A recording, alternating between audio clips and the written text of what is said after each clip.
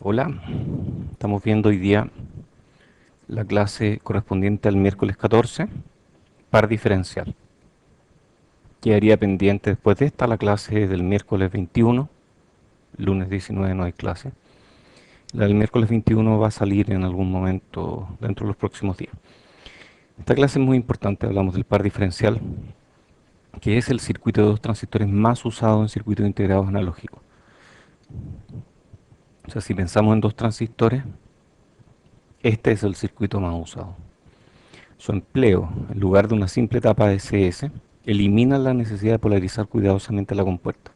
¿Se acuerdan que en la clase anterior terminamos con problemas para polarizar la compuerta y decimos, chuta, ¿cómo hacemos esto? ¿Cómo ponemos una fuente en serie, una fuente de señal en serie con un espejo de corriente? No, no era claro cómo hacer eso. Bueno, este circuito elimina ese problema. Sus voltajes diferenciales de entrada y salida.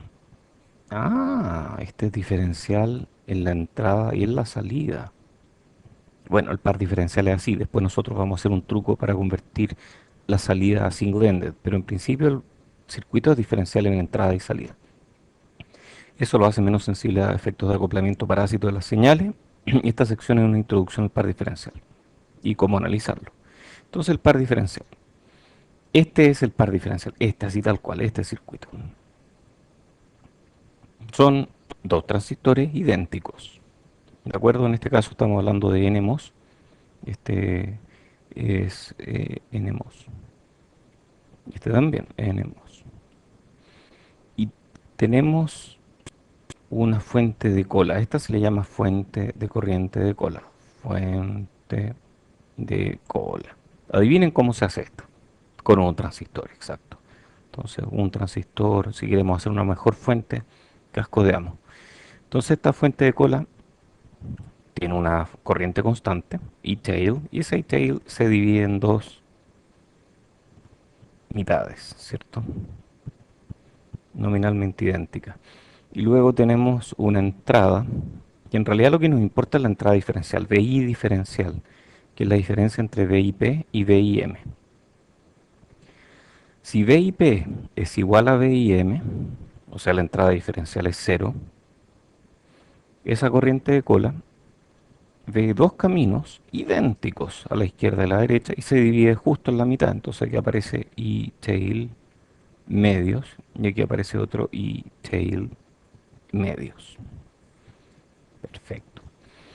¿Cómo cambian las corrientes si VIP igual VIM igual 1 volt? O sea, pongo aquí 1 volt y aquí pongo 1 volt.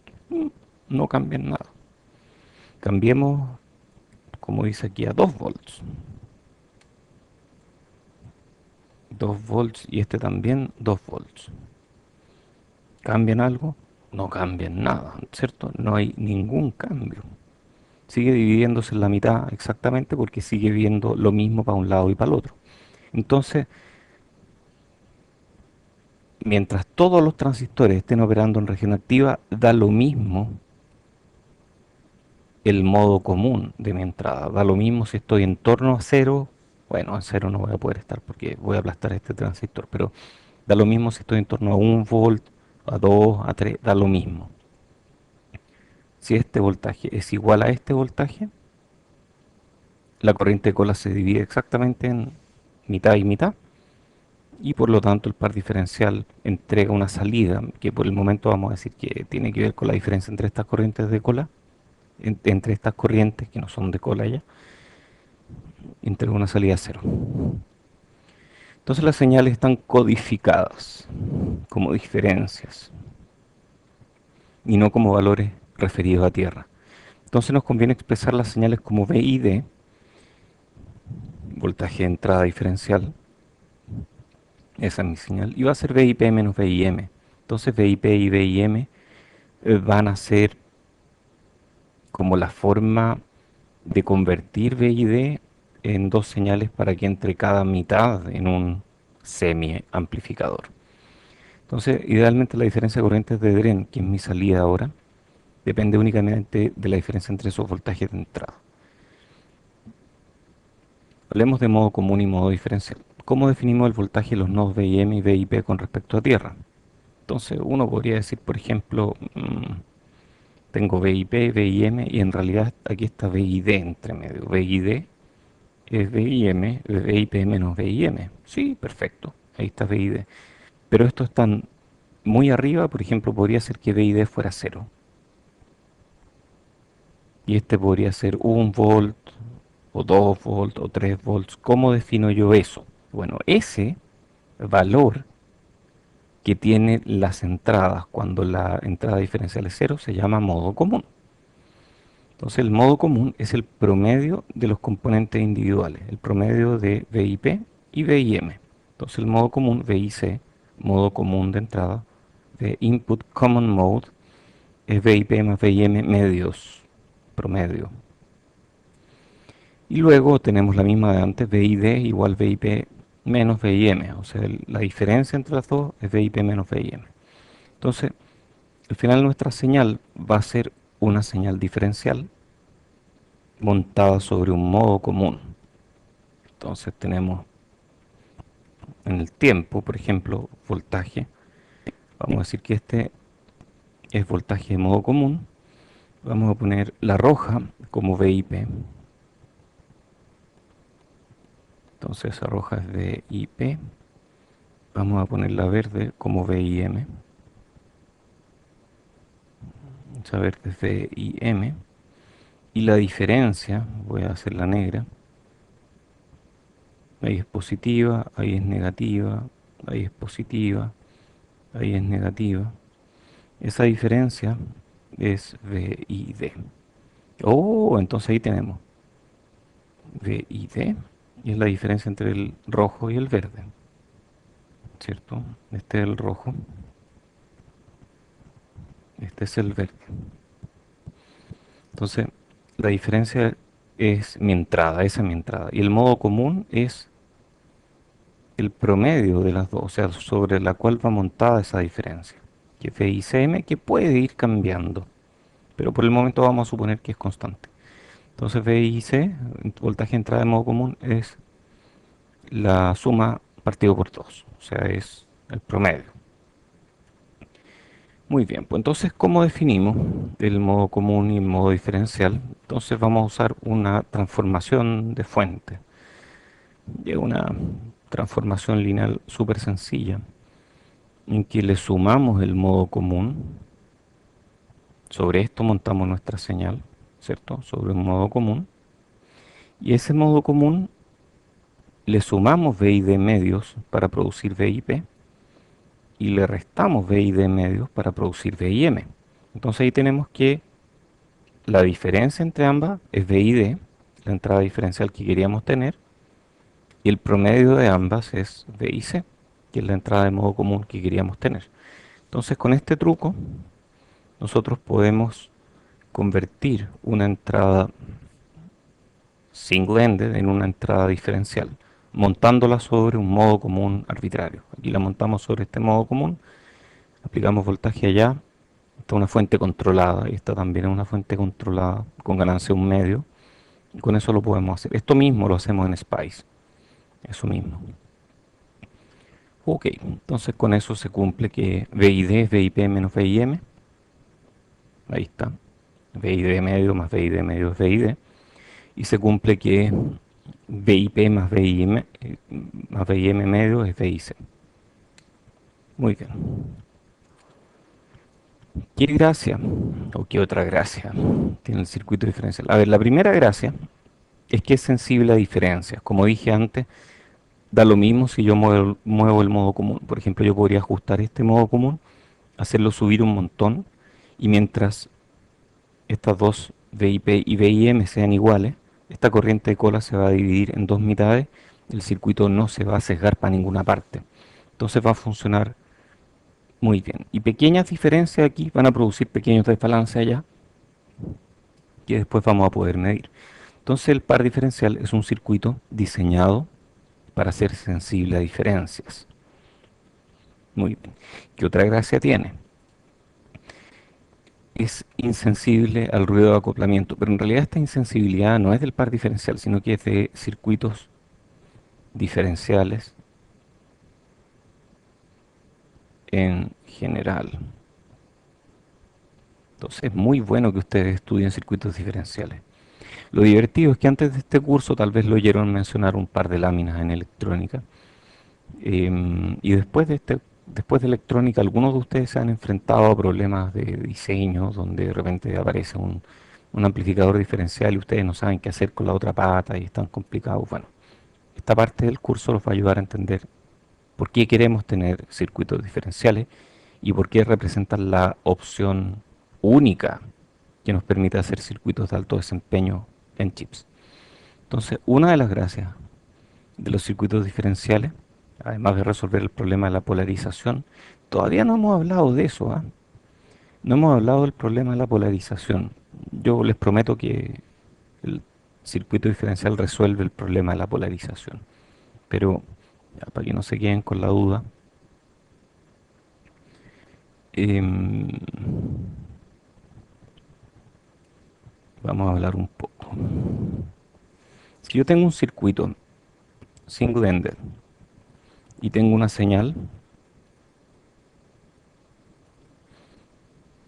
no puedo llegar y ponerla ahí. Entonces, una opción es usar acoplamiento capacitivo y hacer un, ¿cómo se llama este? Ah, el divisor de tensión típico.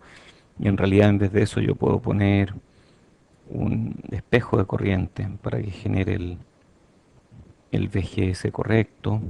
Y aquí yo puedo montarle de alguna forma mi VIN. No es fácil, no es fácil hacer esto, ¿cierto? Tengo que usar acoplamiento capacitivo, no hay muchas opciones. Entonces, la opción es acoplamiento capacitivo. Si yo tengo un par diferencial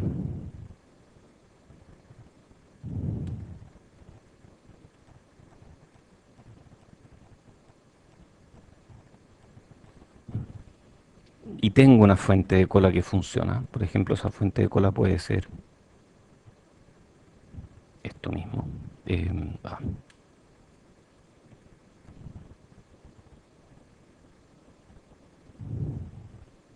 entonces ahí tenemos la fuente de cola.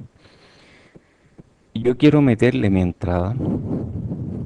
Por ejemplo, mi entrada está en torno a un voltaje, digamos en torno a un volt.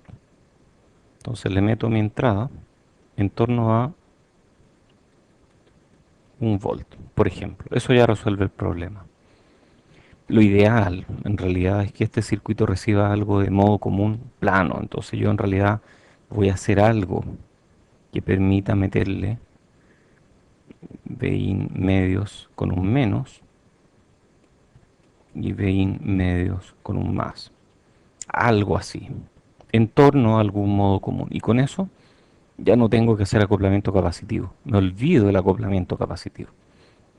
Par diferencial me permite hacer eso. Bueno, lo vamos a ver con más detalle después. Además de resolver el problema de la polarización, las señales diferenciales reducen los efectos de ruido de modo común. Por ejemplo, el ruido electromagnético, que viene aquí, ruido electromagnético, tan, tan, tan, tan, tan, tan. Y esta es mi señal, la verde es la que me echa a perder. Entonces esto es una antena, y esa antena va a captar un voltaje y va a producir un pequeño escalón ahí. Ruido acoplado capacitivamente. Veamos qué pasa aquí. Si aquí tengo mi señal, que de nuevo es la verde, viene aquí mi señal feliz, viene aquí, y viene a través de un Thevenin, y tengo un voltaje agresor aquí. Y este voltaje agresor es un voltaje digital, que sube y luego baja. Cuando este sube,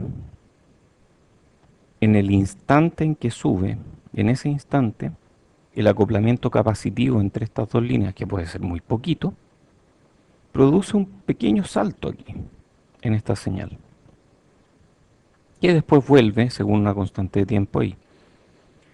Y cuando este baja, produce otra bajada ahí, porque este acoplamiento capacitivo en realidad forma un pasa alto, del voltaje agresor hasta la salida hay un pasa alto, entonces se alcanzan a ver esos detalles en la forma de onda y eso es malo. ¿Qué pasa si tengo una señal diferencial? Si mi señal diferencial es la verde y tengo ruido electromagnético, tan, tan, tan, ambas señales suben en la misma cantidad y la diferencia no cambia. ¿Qué pasa si tengo un voltaje agresor? Lo mismo, sube esta, ese flanco produce flanco aquí y ese flanco produce flanco en las dos. Pero como mi señal está codificada como una diferencia, esa diferencia no cambia nada. Lo único que cambia es el modo común. Modo común cambia. Modo diferencial no cambia nada. Y si mi circuito es sensible al modo diferencial, pero no es sensible al modo común, entonces mi circuito resolvió el problema. Entonces yo quiero hacer un circuito que sea insensible al ruido de acoplamiento. Por lo tanto, quiero hacer un circuito que sea, ojalá, sensible a modos diferenciales, o sea, diferencias en las señales, pero que no sea sensible a modos comunes. Lo digo de otra forma. Si tengo mis señales definidas de esta forma, VID, VIP, VIM y VIC, VID es mi señal diferencial, VIC es mi modo común, yo quiero que mi circuito responda a cambios en VID, pero quiero que mi circuito no responda a cambios en VIC. Ojalá que mi circuito no produzca ningún cambio. Y hasta el momento eso es lo que ocurre aquí, porque si VID fuera cero, ahí lo cueteamos, ¿cierto? Y VIC sube, yo hago subir VIC, este sube, pero suben en la misma proporción, la corriente de cola sigue dividiéndose en mitad y mitad. Entonces parece, en principio, que este circuito hace exactamente lo que queremos, ser sensible a modo diferencial, ser insensible a modo común. Veamos la función de transferencia de gran señal. Eso, todo lo que vimos hasta ahora es como una especie de motivación para que tengan una idea de por qué queremos hacer un circuito diferencial. Ahora vamos a hacer el análisis. Entonces vamos a empezar con ecuaciones de canal largo y de hecho nos vamos a manejar con ellas hasta el final. Hay análisis que consideran ecuaciones de canal corto, pero son un cacho, hay que poner resistencias de generación aquí y al final los resultados no son muy distintos. Entonces vamos a hacer todo el análisis con ecuaciones de canal largo. Si quieren ver qué hacer con canal corto, vean un libro, nosotros vamos a mostrarle el resultado solamente. Entonces tenemos VIP, a ver, VIP, este es VIP, menos VGS1, este menos esto es este nodo, es igual a VIM menos VGS2. Esto es M1, este es M2. Entonces VIM menos VGS2 es este nodo. Perfecto, es el nodo de cola, ¿cierto? Tengo esa ecuación. Tengo que ID1 más ID2, la corriente, estas dos suman corriente de cola. Y si yo aplico estas ecuaciones usando canal largo, llego a que VGS1, esta ecuación en realidad son dos. VGS1 es VT más raíz de 2 ID1 partido por mu COX doble partido por L. Y VGS2 es lo mismo pero con un 2 ahí. Esas son ecuaciones que salen.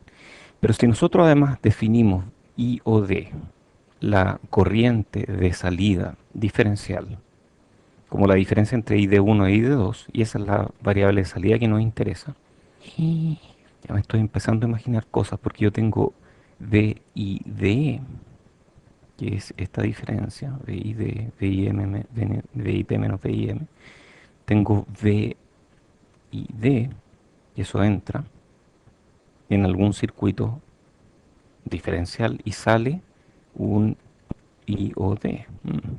Ya me estoy imaginando esto, parece que sé qué poner aquí o no, como una especie de GM. Bueno, vamos a ver después. Pero si yo me defino mi salida como una diferencia de corriente, esa diferencia, ese IOD, puede ser expresado de esta forma. Una ecuación bien fea. Aquí tenemos un término horrible. Como dice aquí, el primer término depende de la tecnología. Mu, COX, W partido por L. Oh, es horrible eso. Por VID. Ese VID me gustó. Pero esto es horrible. Todo esto es horrible. Este me gustó. Este está ok y este es feo. Y esto que está acá es raro, pero tal vez lo podemos arreglar un poco. Y tiene un VID cuadrado. Ustedes ya suponen qué va a pasar con el VID cuadrado, ¿no? Si VID es muy chico comparado con lo que sea que hay aquí, tal vez yo puedo eliminar eso.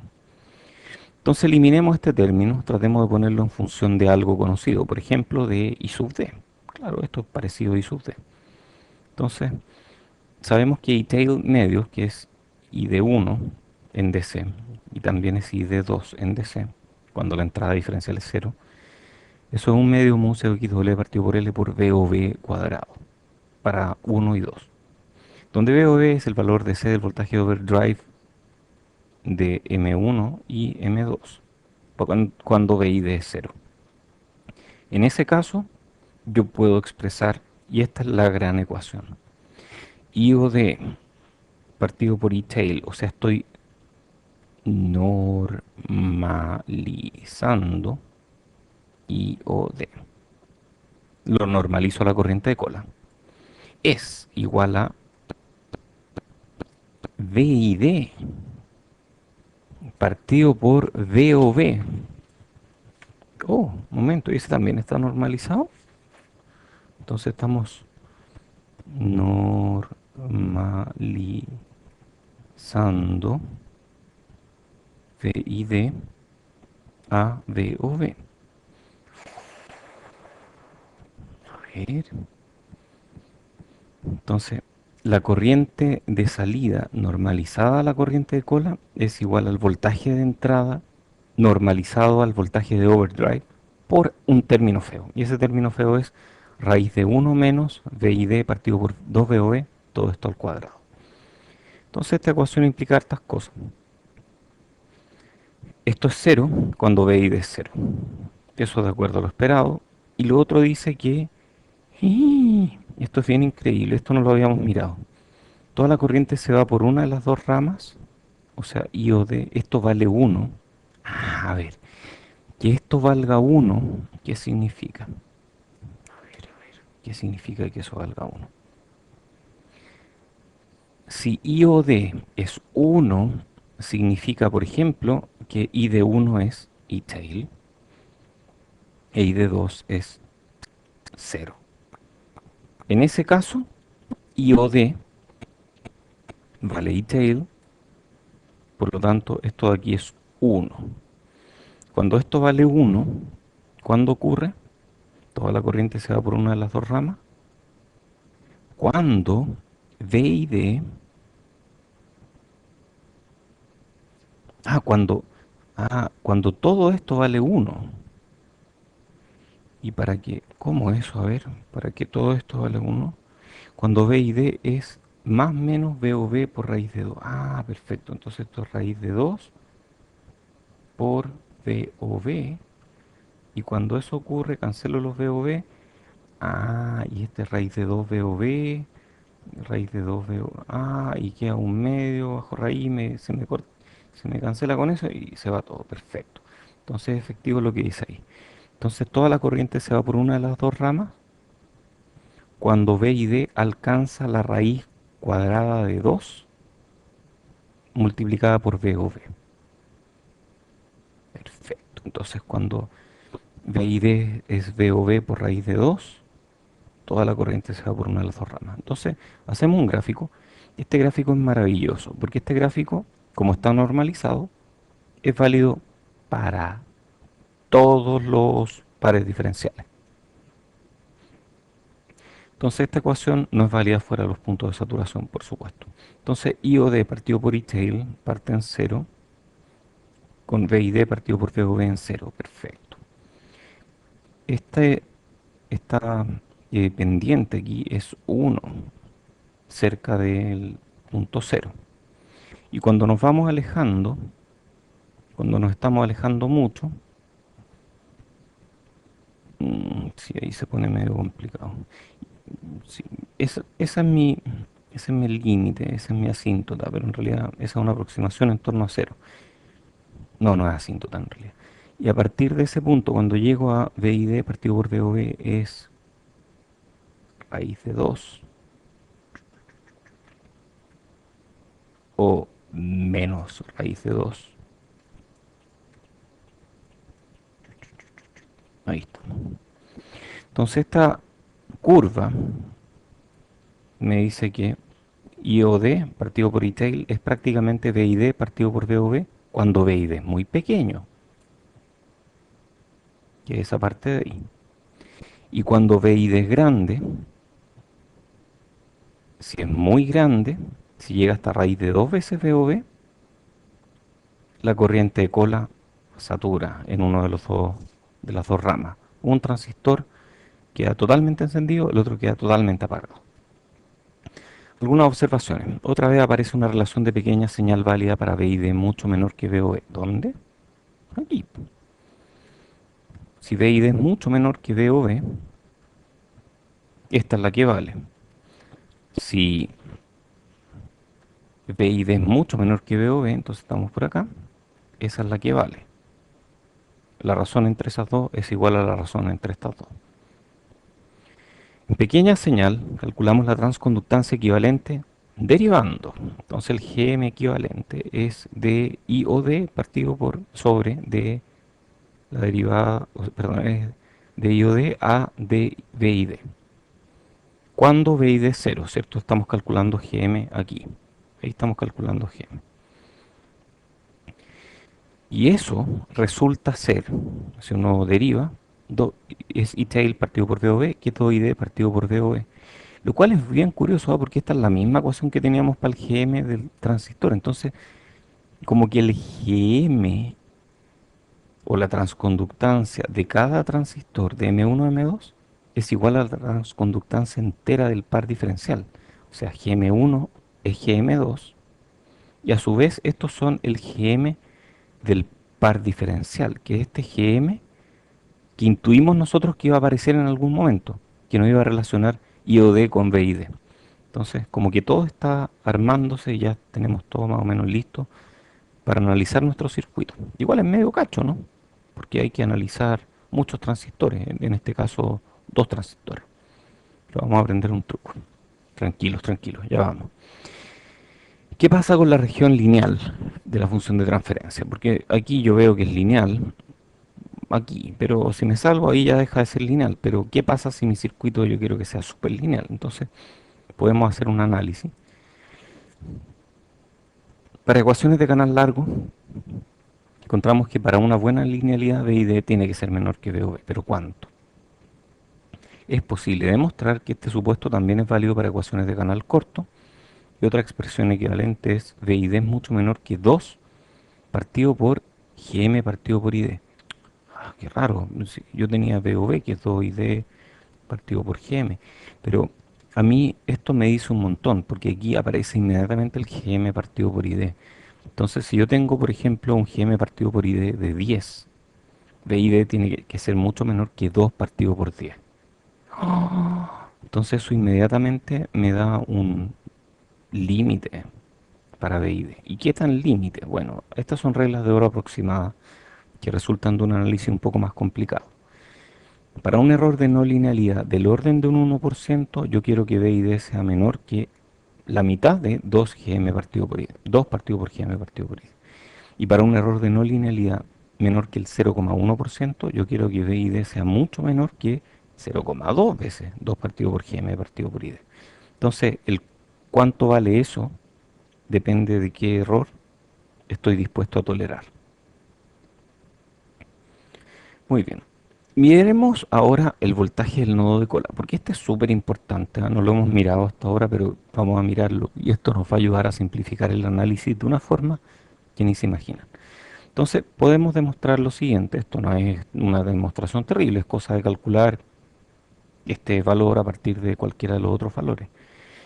El voltaje de cola que hay aquí es VIC, voltaje de entrada diferencial, obvio, menos VT, ok, sí, y menos algún VOV, pero ¿cuál VOV? ¿El de este o el de este? En realidad es una combinación que depende de V y D, entonces se puede expresar de esta forma.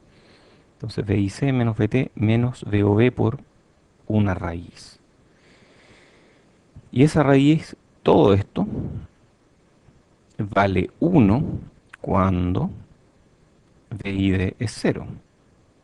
Pero cuando V y D es mayor que cero o es menor que cero, esta raíz ya no vale 1, vale un poco más que 1. Entonces, el nodo de cola sí se mueve un poco cuando se mueven las señales de entrada. Sube y baja, un poquito. ¿Ah? En la práctica, en pequeña señal, nosotros podemos asumir que V y D es mucho menor que V o B. Cuando eso ocurre, podemos decir que el voltaje de cola es prácticamente constante. Y si el voltaje de cola es prácticamente constante, entonces cola es tierra AC. O sea, este nodo, como se mueve poco, porque cuando este sube, este baja, este se mueve muy poco. Cuando este baja, este sube, este se mueve muy poco. Como este se mueve muy poco, para todos los efectos prácticos, podemos tomarlo como si fuera tierra de señal. Yeah. Y eso simplifica mucho el análisis. Oye, ¿y por qué no llegamos y tiramos a tierra el par diferencial? Esa fue una pregunta que nunca me hicieron, porque estoy lejos. ¿Por qué no podemos tirar el par diferencial ahí nomás, sin ponerle una fuente de corriente? Yo lo he hecho a veces, pero no es una buena idea, porque ahí quien me limita la corriente. Ahí nadie me define la corriente. Yo quiero que esta corriente me quede limitada de alguna forma. Entonces esa fuente de corriente cola lo que hace es definir el valor de estas dos inmediatamente. Y además esa fuente de cola, ¿qué voltaje tiene? El voltaje que sea necesario para que al mantener el modo común en lo que yo quiera, este nodo se mueva de manera que estos dos queden polarizados con el voltaje correcto. Entonces es brillante, la idea del par diferencial es brillante. Entonces, miremos el equivalente en pequeña señal. Esto es lo divertido. Tenemos un voltaje de cola que es cero en pequeña señal. Tenemos una entrada V y D medios por su GM y un menos V y D medios por su GM. Que esto es más o menos, ya, y eso nos da ID1 y nos da ID2. Y esto es como lo mismo que en vez de tener V y D medios y menos V y D medios, tuviéramos un puro V y D. Si tenemos un puro V y D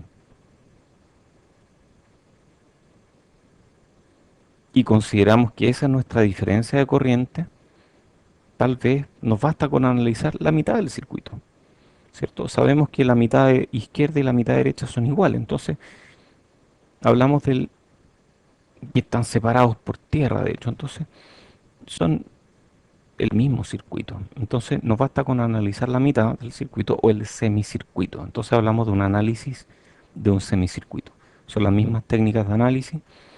Cuidado con el semicircuito porque no permite analizar la no linealidad. Esto asume que es lineal. Entonces si queremos analizar no linealidades no nos sirve la técnica del semicircuito. Y por supuesto el semicircuito, esta técnica asume que M1 y M2 son idénticos, cosa que no siempre ocurre. De hecho vamos a estudiar qué es lo que pasa. Más adelante vamos a estudiar qué es lo que pasa cuando GM1 y GM2 no son iguales. Ya se imaginan, va a aparecer un offset. Tal vez pasen otras cosas más, pero no lo vamos a mirar todavía. Entonces, por el momento asumimos que estos son iguales, por lo tanto, basta con analizar la mitad del circuito. Entonces, miremos, este es un ejemplo, un amplificador diferencial de voltaje. En este caso, pusimos carga resistiva. Después vamos a analizar qué es lo que pasa acá y qué es lo que podemos hacer cuando no queremos carga resistiva, porque ahí se pone un poquitín más complicado. Pero vamos a asumir, por ejemplo, que si por aquí circula E-tail, por aquí va E-tail medio, E-tail medios, B de D menos R por E-tail medio, este es un voltaje adecuado para operar, este también. Entonces ajustamos R para que este voltaje de salida nos dé lo que queremos. Entonces cuando tenemos eso, este nodo se mueve muy poco, muy poco. Entonces podemos decir que es tierra. Agarremos esta mitad del circuito. Entonces tenemos V de D, tenemos RD y tenemos... Oh, a ver, esta cosa es un poco rara. Tenemos M1, tenemos tierra, y aquí tenemos VIP, su parte AC. No nos vamos a preocupar de la parte DC. Y aquí en realidad le metemos V y D medios. Y aquí en la salida aparece, ahí tenemos V o D, entre este punto y este punto, aquí tenemos V o D medios, ¿cierto? Pero esto es lo mismo que tener V y D y V o D, porque si yo multiplico este por 2 me da este por 2. Así que al final analizo este circuito. Y para M1 tengo Gm, que es el mismo Gm del par diferencial. Y eso es maravilloso. Eso es una forma tan fácil de analizar estos circuitos que de hecho es mucho más fácil analizar un circuito diferencial que analizar un circuito que no es diferencial. Eso lo vamos a apreciar después. Entonces, nuestro circuito diferencial que tiene 2, 3, 4, 5 elementos se analiza como un circuito de 2 elementos. Modelo de pequeña señal de esto, ya saben, Gm1 o 2 por D y D, R, V o D. Listo, ese es mi análisis en pequeña señal. Eso es todo, no hay más. Miremos ahora las funciones de transferencia al amplificador, porque hace un rato atrás, a ver, volvamos atrás porque esto parece que era importante. Si lo dije, tal vez era importante. Dijimos que queríamos que el circuito fuera insensible a lo que es modo común y que sí sea sensible al modo diferencial. Aquí descubrimos que el circuito es sensible al modo diferencial. Y ahora vamos a ver lo que pasa en modo común. Entonces vamos a partir con modo diferencial. En un amplificador diferencial queremos alta ganancia únicamente sobre variables diferenciales, ADM, VOD partido por VID, que es lo que acabamos de descubrir aquí, ¿cierto? Esa la sabemos, es GM por R, listo, ya salió. Lamentablemente, R-tail finita. ¿Qué es R-tail? Aquí no hay un R. No, un momento, este es un transistor. ¿Qué tiene un RO?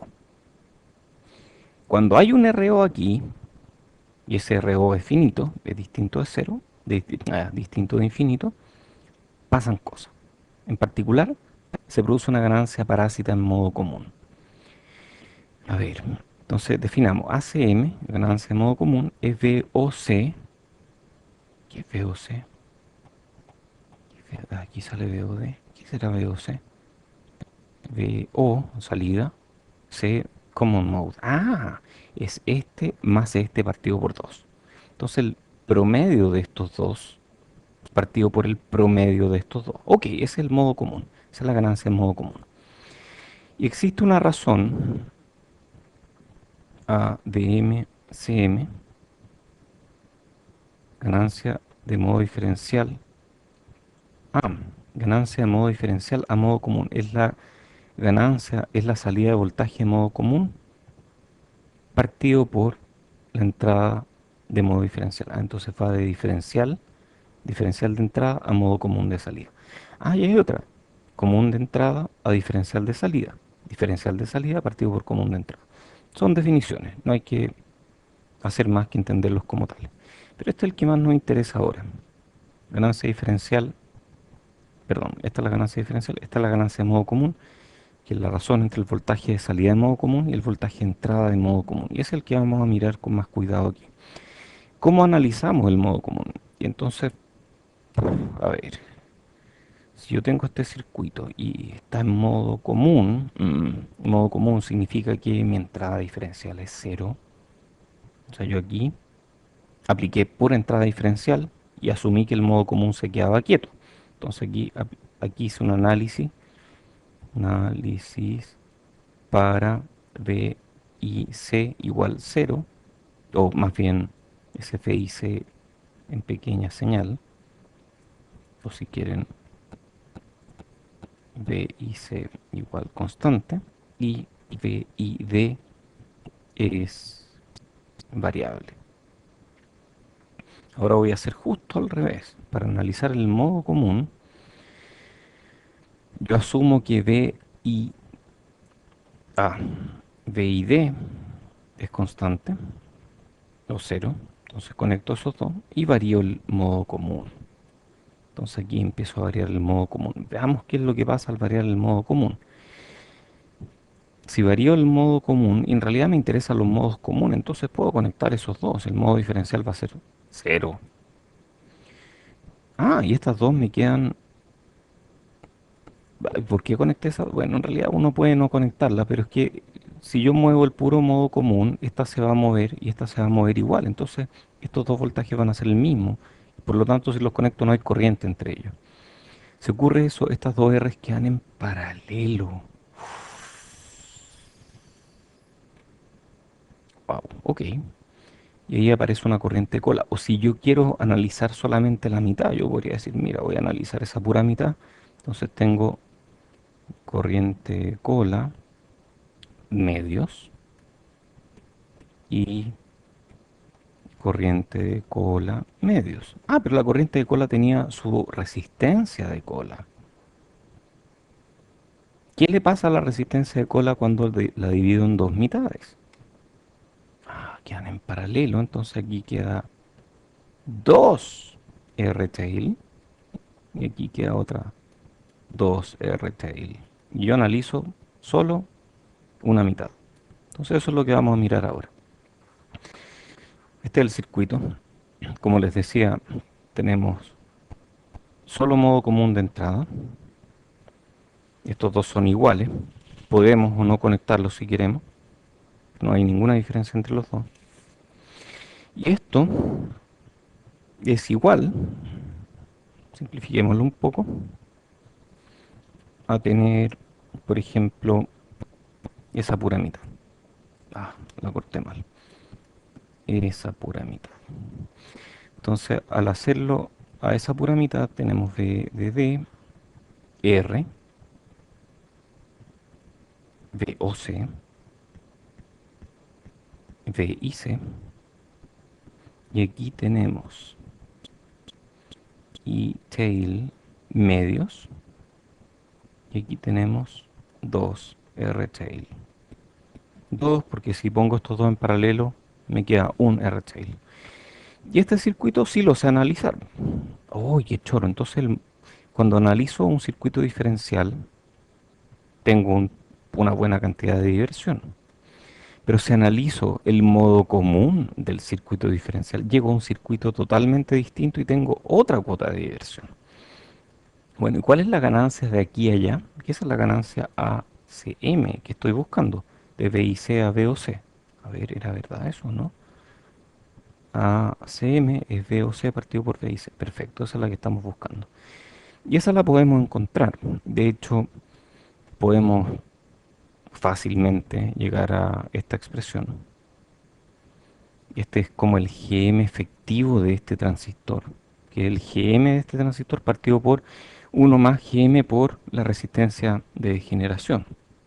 Entonces es el GM efectivo. Y el Rout va a ser este R en paralelo con lo que se ve para abajo. Ese R en paralelo con lo que se ve para abajo. Y lo que se ve para abajo es el RO de este transistor por uno más Gm por 2R tail, que es este mismo término que aparece aquí. Estas ecuaciones salen del amplificador con degeneración, las estudiamos en electrónica en algún momento. Entonces el ACM existe, y el ACM existe y es cero solo cuando R tail es infinito. Volvamos atrás. Lamentablemente, R tail finita produce ganancia parásita en modo común. Mala cosa. O sea, queremos que este gallo tenga una resistencia paralela tan alta, pero tan alta que si podemos, lo hacemos con cascodos. Si no podemos, vamos a usar lo que podamos y nos va a producir algún R-tail que va a producir una ganancia de modo común. Entonces miremos este otro término que se llama razón de rechazo de modo común. La razón de rechazo de modo común, CMRR, es la razón entre la ganancia diferencial, que es la que nos gusta que tenga el amplificador, que es la que calculamos aquí, de ganancia diferencial, y la ganancia de modo común, que es la ganancia que no nos gusta que tenga el amplificador y es la que calculamos aquí. Para el par diferencial con carga resistiva, despreciando el efecto de RO y GMB, llegamos a esta expresión, que la CMRR, que nosotros queremos que sea, ojalá, infinita, es 1 más GM por 2R tail. La única forma de hacerla infinita es que este sea muy grande o que este sea muy grande, para que este producto sea muy muy grande.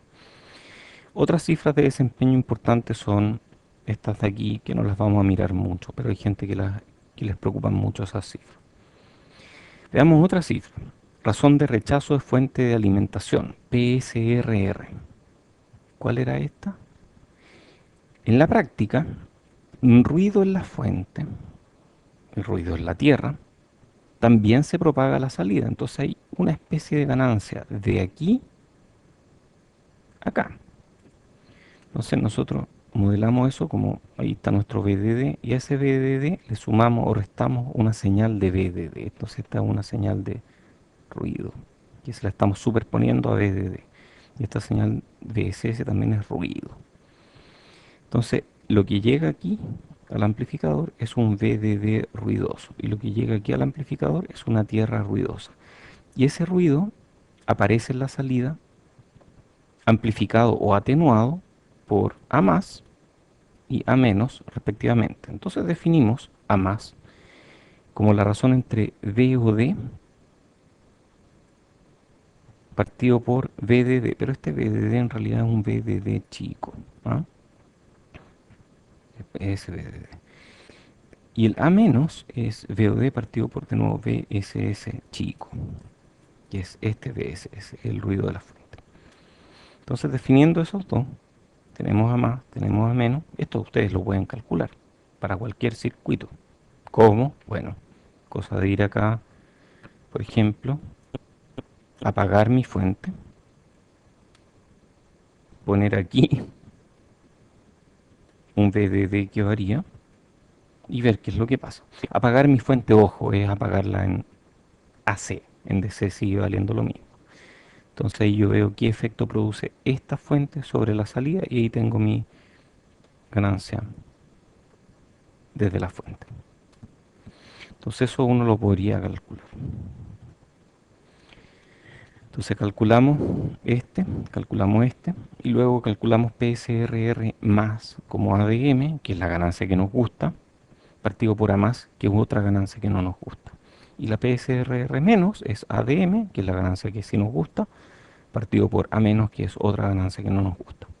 Entonces estas de aquí queremos que sean lo más grandes posible, pero como A más y A menos no son cero, entonces la PSRR no es infinita. Y hay algo que uno puede hacer, esta es la última lámina, con esto terminamos esta clase. Hay algo que uno puede hacer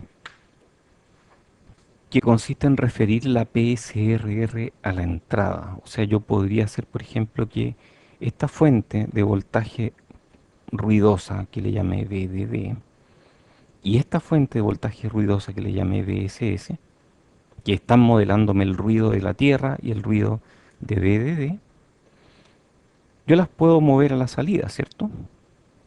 Entonces, en realidad mi salida va a ser algo así, si es que mi entrada es cero, mi salida va a ser algo así como A más por VDD más A menos por VSS. ¿De acuerdo? Y yo después, teniendo un voltaje a la salida, si lo divido por la ganancia diferencial de M, tengo lo mismo que tendría la entrada. Y perfecto. Entonces, BI va a ser A más por VDD, todo esto dividido por ADM, más A menos partido por ADM por VSS. Pero esto es uno partido por la PSRR, ¿cierto? Uno partido por PSRR más. Y esto es uno partido por PSRR menos.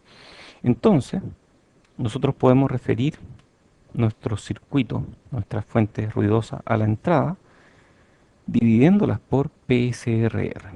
Entonces podemos poner en serie, da lo mismo el sentido, estas son señales AC. Podemos poner en serie con nuestro circuito VDD partido por PSRR más y VSS partido por PSRR menos, y estas dos en serie con nuestra señal de entrada. Y ahí vemos cuán grandes son en comparación con la señal de entrada. Y si la PSRR es muy grande, estas son despreciables en comparación con mi señal de entrada. Entonces por eso queremos PSRR grande. Ojo, dije no importa el signo, siempre y cuando estas dos no estén correlacionadas. ¿Qué pasa si están subiendo las dos al mismo tiempo y bajando las dos al mismo tiempo? Bueno, ahí sí me importa el signo. Ahí tengo que tener cuidado de manera de sumar o restar los efectos según corresponda para tomar en cuenta lo que está pasando a la salida debido a ruido en la entrada. Entonces, veamos un ejemplo. Si la señal de entrada es de 1 milivolt, chiquitito, y el ruido de la fuente de alimentación es 100 milivolts, es enorme, 100 milivolts. Uy, la fuente mala. Necesitamos al menos una PSRR de 100, que son 40 decibeles, para que estos dos, referidos a la entrada, sean comparables. Entonces la PSRR puede ser un problema en circuitos integrados complejos. Son muchas causas potenciales de ruido de fuente. Entonces hay que tener ojo con eso. Muy bien, lo dejamos aquí. Si hay dudas, por favor escríbanme y trataré de contestarlas en la página web. Estén atentos porque voy a subir la clase del miércoles 21. Entonces, insisto, el miércoles 14 no hubo clase porque me fui de viaje. Esta es la clase del miércoles 14. El viernes hubo ayudantía, pero se hizo el miércoles. El lunes no hay clases porque es feriado. Y el miércoles, esa clase está al debe. Y esa es la clase del miércoles 21 que voy a subir durante los próximos 2 días. O algo así. Ya, chao, nos vemos.